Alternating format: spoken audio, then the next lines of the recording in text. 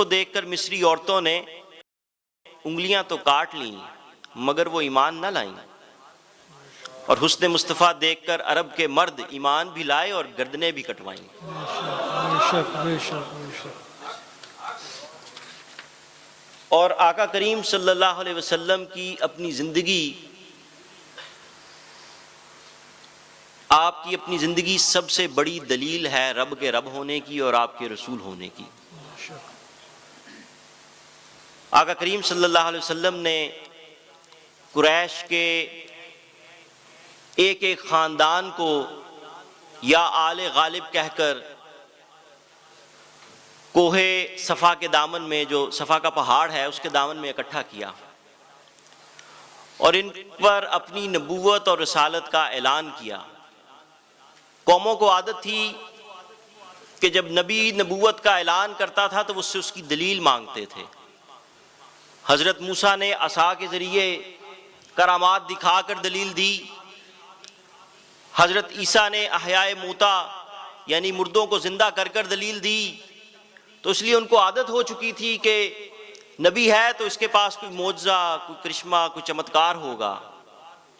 آپ سرکار صلی اللہ علیہ وسلم اس وقت چاند کے ٹکڑے کر سکتے تھے، سورج کو مغرب سے دوبارہ پلٹا سکتے تھے، پہاڑوں کو، درختوں کو اپنی جگہ سے اکھڑ جانے کا حکم دے سکتے تھے، کیونکہ ایسا آپ کی زندگی میں ہوا۔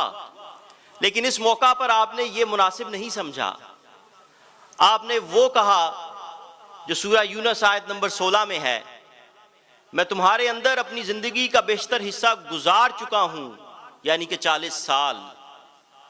اس وقت کیا آپ سرکار صلی اللہ علیہ وسلم کو پتا تھا کہ میں اپنی زندگی کا زیادہ عرصہ گزار چکا ہوں؟ یہ قرآن کہہ رہا ہے۔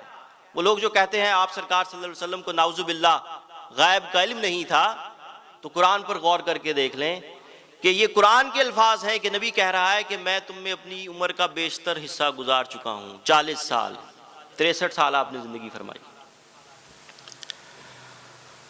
مجھے دیکھ لو، یہی میری نبوت کی اور اللہ کی وحدانیت کی سب سے بڑی دلیل ہے۔ وہ دیکھو کس شان سے امت کا امام آتا ہے، خود تو پیدل ہے سواری پر غلام آتا ہے۔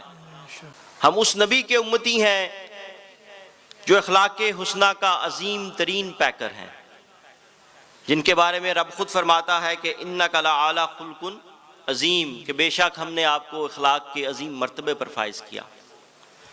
ہم اس نبی کے امتی ہیں جو سراپائے رحمت ہیں تمام کائناتوں کے لیے۔ وہ تمام کائناتیں جو آ چکی، جو آنے والی ہیں، جو ظاہر ہیں، جو باطن ہیں، ان سب کے لیے آپ رحمت للعالمین ہیں۔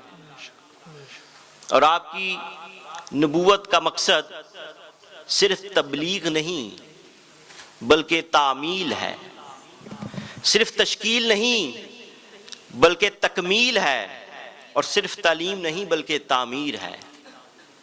تو ساتھیو، ہم صرف نعرہ لگانے والوں میں نہ رہ جائیں، بات اس کے آگے کی ہے۔ آقا کریم صلی اللہ علیہ وسلم جس کو اپنا امتی پہچان لیں گے روز محشر، اس کی بخشش کی گارنٹی دی جاتی ہے۔ تو وہ پہچانیں گے تبھی جب ہم یہاں پہ ان کے امتی ہونے کا حق ادا کریں گے۔ خالی اگر نعرے لگاتے رہے تو وہ منافق بھی لگاتے رہے تھے۔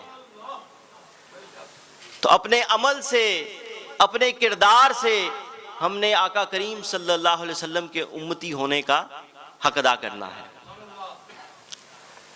تم بھلائی کرو تاکہ فلاح پا جاؤ، سورہ الحج آیت نمبر 77۔ مگر اگر فلاح چاہتے ہو، کامیابی چاہتے ہو تو نیکی کرو۔ اور نیکی کیا ہے؟ سورہ البقرہ آیت نمبر 177۔ نیکی صرف یہ نہیں کہ تم اپنا منہ مشرق کی طرف پھیر لو یا تم اپنا منہ مغرب کی طرف پھیر لو۔ نیکی تو یہ ہے کہ کوئی شخص اللہ تعالیٰ پر یقین رکھے ایک، اور قیامت کے دن پر، اور فرشتوں پر، اور کتابوں پر، اور پیغمبروں پر، اور آگے غور سے سنیے، اور اپنا مال دیتا ہو اللہ کی محبت میں۔ کس کو؟ رشتہ داروں کو، یتیموں کو، محتاجوں کو، مسافروں کو، اور سوال کرنے والوں کو۔ اور گردن چھڑانے میں، اور پھر کہا واقیم الصلاۃ وآتوا الزکاۃ، اور نماز قائم کرنے والے پابندی رکھتا ہو اور زکوٰۃ ادا کرتا ہو۔ قابل غور جملہ یہ تھا کہ مال دیتا ہو لیکن ساتھ شرط کیا لگائی؟ اللہ کی محبت میں، دکھاوے میں نہیں، اپنے آپ کو سخی کہلانے کے لیے نہیں، اللہ کی محبت میں، اس نیت سے کہ یہ اللہ کی مخلوق ہے، اس نیت سے کہ یہ نبی اکرم صلی اللہ علیہ وسلم کی امت ہے۔ حضرت ابن عمر رضی اللہ تعالیٰ عنہ سے یہ حدیث روایت ہے، متفق علیہ حدیث ہے۔ آپ فرماتے ہیں کہ مسلمان کا بھائی ہے، نہ اس پر ظلم کرتا نہ اس کی مدد چھوڑتا ہے، جو اپنے بھائی کی حاجت پوری کرنے میں لگا ہو اللہ اس کی حاجت پوری کرنے میں لگا رہتا ہے، جو کسی مسلمان کی پریشانی دور کرتا ہے اللہ تعالیٰ اس کی وجہ سے اس کی قیامت کی پریشانیوں میں سے کوئی بڑی پریشانی دور فرما دے گا، ماشاءاللہ۔ اور جس نے کسی مسلمان کی پردہ پوشی کی اللہ تعالیٰ قیامت والے دن اس کی پردہ پوشی فرمائے گا۔ یہ ہمدردی اور یہ مدد کا جذبہ ممکن نہیں جب تک آپ اپنے کردار کو درست نہ کر لیں، اور یہ ایک قدرتی امر ہے کہ غیروں سے زیادہ ہم اپنوں کی فکر کرتے ہیں، قدرتی امر ہے، اور اپنائیت کے لیے ریکوائرمنٹ ایک ہی ہے کہ اس کے ساتھ آپ کا اکٹھا ہونا ضروری ہے۔ اپنائیت کے لیے کسی کے ساتھ مل جل کر رہنا ضروری ہے، تو اپنائیت کا جذبہ جو ہے وہ اندر پیدا ہونا شروع ہو جاتا ہے۔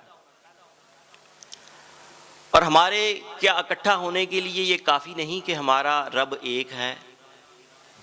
کیا ہمارے اکٹھا ہونے کے لیے کافی نہیں کہ ہمارا رسول ایک ہے؟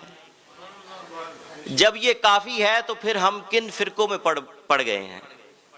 پھر کیوں ہم نے مسجدیں جدا جدا بنا رکھی ہیں؟ کیوں فرقے جدا جدا بنا رکھے ہیں؟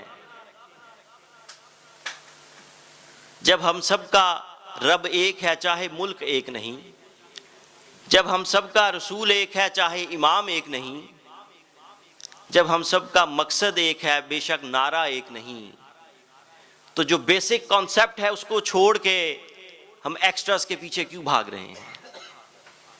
جب مقصد قرب الہی ہوگا، جب اس قرب الہی کو حاصل کرنے کا رستہ و وسیلہ عشق مصطفیٰ ہوگا، کیونکہ وہ دل نہ ہوگا نور تجلی سے فیض یاب، وہ دل نہ ہوگا نور تجلی سے فیض یاب جس دل پہ نام سرور عالم رقم نہیں۔ اور اس رستہ اور وسیلہ پر وہ جذبہ توفیق جو ہے خدمت امت مصطفیٰ کی، اور یہ میں نے عرض کیا کہ کب ممکن ہوگا؟ جب آپ کے اندر یونٹی ہوگی۔ یہی محبان رسول اعمار کا مشن ہے کہ یونائٹنگ دا امہ، کہ ایک محبوب کے جھنڈے تلے اکٹھے ہو جائیں۔ جب ہم نام ایک رسول کا لیتے ہیں اس میں کوئی شک اور شبہ نہیں کرتے تو باقی چیزوں کو بعد میں دیکھ لیں گے، پہلے اس ایک پوائنٹ ایجنڈا پر تو اکٹھے ہو جائیں کہ ہم ایک رسول کے ماننے والے ہیں، باقی معاملات بعد میں دیکھ لیں گے۔ اور باقی معاملات کی آپ کو اس زندگی میں دنیا میں زندگی گزارنے کے لیے ضرورت بھی نہیں، آپ نے خود ضرورت بنا لی اپنی۔ اور ہمارا اعمار کا انشاءاللہ نصب العین بھی یہی ہے اور یہی رہے گا، اس کی طرف ہم کوشاں ہیں کہ عبادت فقط اللہ کی، اطاعت فقط رسول اللہ کی، اور خدمت فقط خلق اللہ کی۔ اللہ پاک آپ کو اور مجھے توفیق دے کہ ہم اللہ اور اللہ کے نبی کے بتائے ہوئے راستے پر چل سکیں۔ آمین آمین وما علینا الا البلاغ۔ آمین۔